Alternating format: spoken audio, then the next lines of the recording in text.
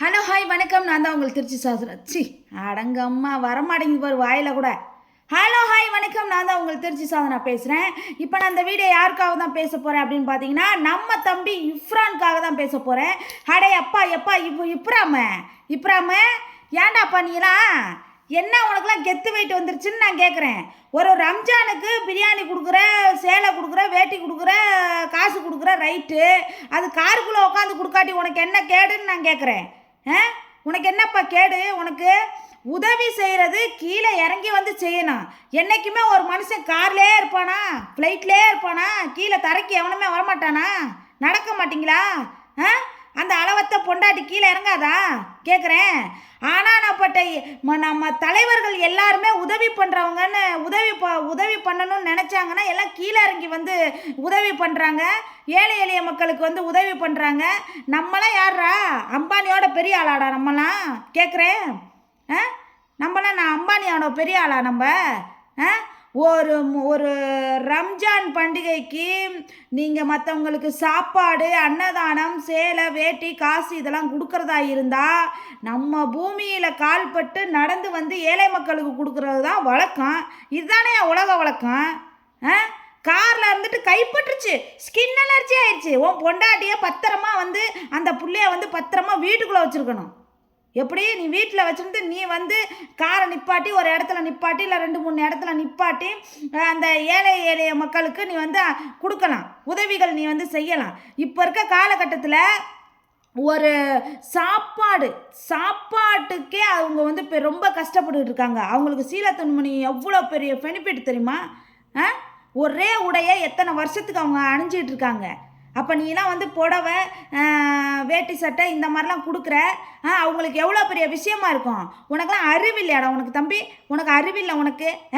நல்லா மொச்சுக்குன்னு தின்னுபிட்டு நல்ல பாடியை மெயின்டைன் பண்ணால் மட்டும் பத்தாதரா தம்பி, சரியா? நம்ம ஒருத்தவங்களுக்கு உதவி செஞ்சால் அது நல்லபடியாக செஞ்சுட்டு போகணும்.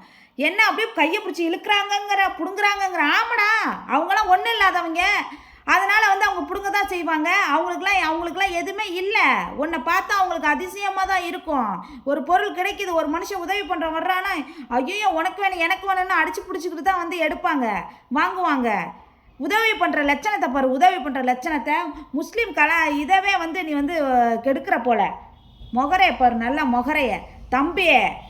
ராயல் பரம்பரைனா வீட்டுக்குள்ளே வச்சுக்கணும் தம்பியே. ஒன்று ஆனால் எனக்கு ரொம்ப பிடிக்கும். எது பிடிக்கும் தெரியுமா? நீ திங்கிறது எனக்கு ரொம்ப பிடிக்கும். ஆமாம், நிஜமாலுமே நீ அவ்வளோ அழகழகாக வெரைட்டியாக நீ திம்ப பற்றியா, அதெல்லாம் எனக்கு ரொம்ப பிடிக்கும். நீ எனக்கு பிடிக்காமலாம் கிடையாது. ஆனால் இவ்வளோ தூரம் நல்லபடியாக வந்துட்டு ஒரு உதவி பண்ணுறங்கிற ஒரு இதில் வந்து நீ வந்து இப்படி சீப்பாக பிஹேவ் பண்ணிட்ட பற்றியா தம்பி? என்னதுக்கு தம்பி உன் மனைவியை கூட்டி வந்த நீ? எதுக்கு உன் மனைவியை கூட்டி வந்த நீ?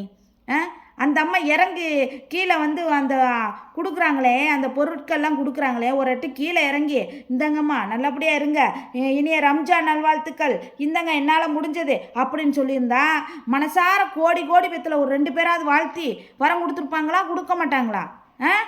என்னப்பா போப்பா நீங்களாம் இந்த காலத்தில் இப்படி வந்து கிடக்குற நீங்களாம் இஃப்ரானு நீ கேட்குற?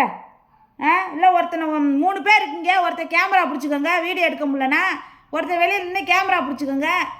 2 பேர் வந்து சேலை எடுத்து கொடுங்க, காரை நிப்பாட்டி எடுத்து கொடுங்க, காசை எடுத்து கொடுங்க, சாப்பாடு எடுத்து கொடுங்க. எவ்வளோ பெரிய நல்ல விஷயம். காருக்குள்ளே இருந்துட்டு காலில் மண்ணில் பதியக்கூடாது. என்னென்னா நீங்கள் இந்த மண்ணில் பிறந்துட்டு இப்படி ஒரு பாரம்பரியமே இல்லாமல் நீங்களாம் நடந்துக்கிறீங்களா? உங்களுக்குலாம் வெக்கமா இல்லையா தம்பி?